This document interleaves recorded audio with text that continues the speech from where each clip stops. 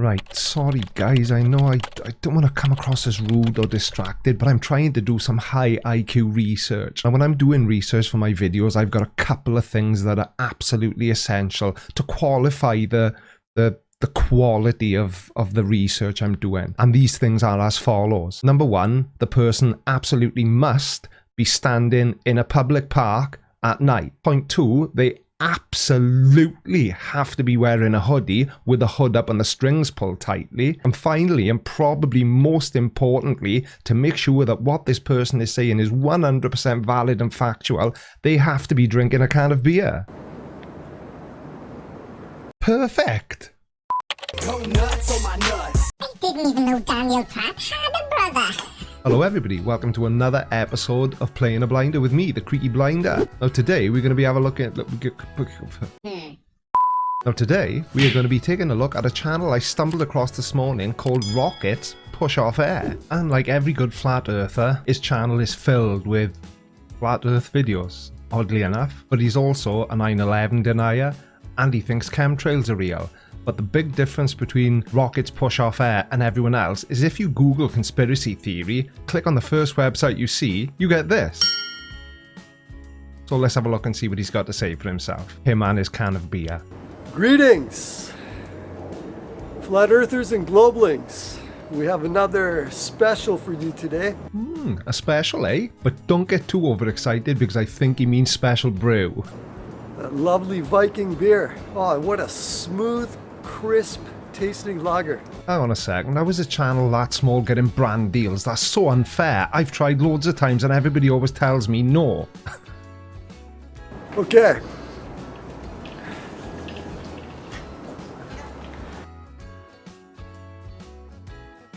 What's he looking for? Oh, that's right, he's probably looking to make sure there's nobody around because reasons. So the theme today is going to be a couple of mechanical flaws in the globe model.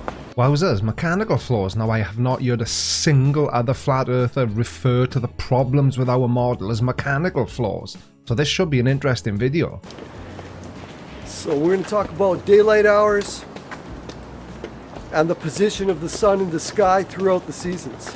Sounds interesting. Now I'll be the first to admit I don't know a great deal about how this all works, but I'll try and follow along. Okay, first of all, every day would be 12 hours if you were on a spinning ball.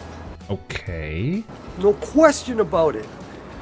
Because the way they have it, you know, it spins 24 hours around, half the ball is lit at all times.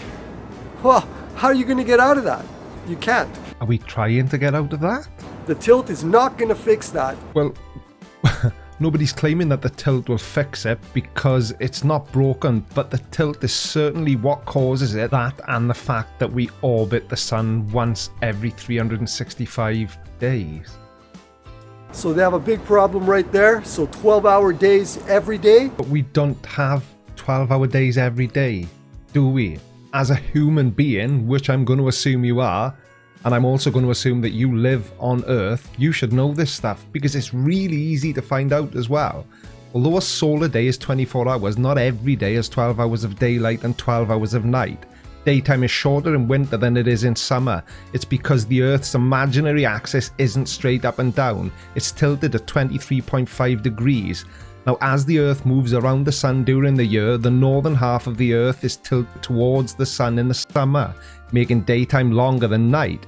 In winter, this reverses. The Earth tilts away from the sun and nighttime becomes longer.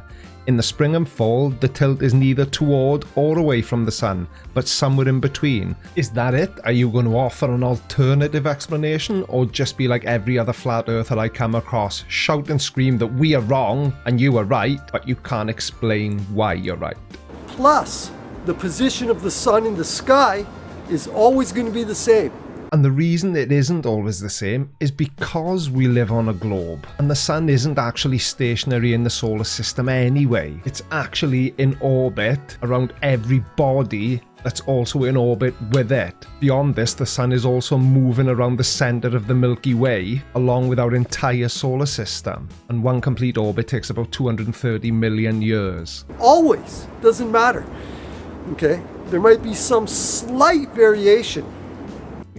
Saying a slight variation always indicates that you're not quite sure of your version anyway. When you see the sun moving across the sky every day, it's as a result of the Earth rotating on its axis. But that's not the only thing that makes the sun appear to take a different path every day. The Earth is also revolving around the sun, so it's spinning while it's revolving.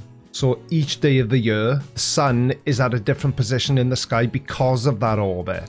And because the Earth is facing the sun at a different angle every day, the path that the sun takes across the sky will appear to be different. But that won't affect, 4 hours difference in day length. That's exactly what affects the different day lengths, because everything I just talked about is what causes the seasons. Okay, this is how it goes. You have, in the winter, in the northern hemisphere, the sun is lower in the sky, it sets earlier, and it rises later. In the summer, the sun is higher in the sky, it sets later, rises earlier. Why? Well, it's because of everything I just said. It's very simple in the globe model. Did you just say globe model? Oopsie. The sun's going above, it's circling around. Okay, then when it gets... So we did notice, and nothing says good quality editing like an on-screen annotation because you missed it when you were doing the recording. all the way, full summer in the north, it reaches the northern tropic. Okay, and that's why you see it at noon. It's like so high in the sky. Okay, versus in the winter at noon it's really low, because at that point it's already spiraled over to the southern tropic. Aw, do you want to be the ones to tell him that all this happens because we live on a globe? Well, if you do, here's his channel. Okay, and so that changes everything, and so that accounts perfectly For a globe. for what we see in the sky are observations are facts, and you can't debunk that. But Okay, the globe model is just trying to reverse engineer what we see, so that's why they had to make the tilt. And back in the day, like 1899 at least, when Winship's book was written, the one I rewrote and turned it into a hardcover. wait, what? This guy wrote a book? He doesn't even look like he could spell book. And then we also have the analemma.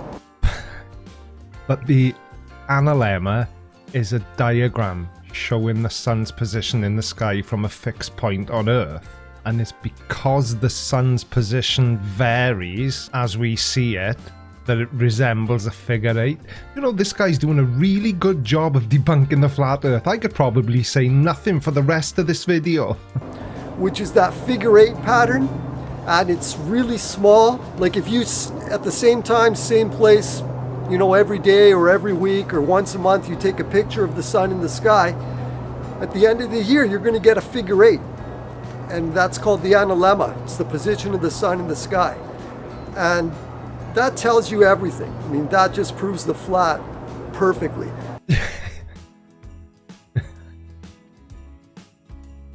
How does it prove the flat perfectly? Because I thought flat earthers believed that the sun was small and local, and it moves away from you when it's nighttime and comes back towards you when it's daytime. I have never, ever seen a flat earther mention that the sun moves in a figure of eight pattern. That is only possible because we live on a globe. So the bottom loop of that figure eight is huge, because of course the circuit of the sun is going around the southern tropic, which is huge. And then the smaller loop, because it's going around a smaller circuit in the northern tropic. That makes perfect sense. Oh yeah, that makes it crystal clear. Okay, more things about the analemma. Where it crosses over, that lasts for at least 3 days. Okay, so it's circling around the equator at least 3 days, and that's why the equinox only it's variable. It lasts 3 days. It's different in different locations. It's not this momentary thing. 3-day equinox? Well, damn. No, the Equinox definitely doesn't last 3 days, but it also isn't momentary either. For example, in March, the Equinox 2015 lasted 5 hours, 44 minutes and 56 seconds. So it's not really long, but it's also not really short. I just don't think you realize that you're wrong. And when you go to look that up, like I shut down this one guy, he used to always go around challenging people with the Equinox. Oh yeah, explain that. Sure. I go show him a link, and the link says, imagine this, imagine that. Oh, it might be counterintuitive, but everybody's going to get 12 hours of daylight. So right there, they told you the truth, because it's always going to be 12 hours of daylight. And then they go, imagine this, imagine that, to the point. Yeah, the point. What is it and when are you going to make it? And the reason the website you were referring to says imagine this, I don't know if it's just me, it probably is, but have you ever tried to imagine, try to comprehend what 2,000 tons would feel like if you picked it up, for example? I know it may be a silly example, but that's the sort of thing that they mean, because some things are just too big to be able to... Do you know what I mean? What do you think we have to do to be able to imagine this or understand it? You gotta imagine a dome. A dome? What the hell has a dome got to do with anything? He never, ever challenged anybody else with Equinoxes again after me, after I told him that. Yeah, and I think I can see why. So think about that. That totally destroys the globe model again. Oh, excuse you. If it's your first time here, don't forget to give the video a thumbs up, hit the subscribe button and turn on bell notifications. I'm the Creaky Blinder, and I will see you in the next video. Take care everyone. Bye bye.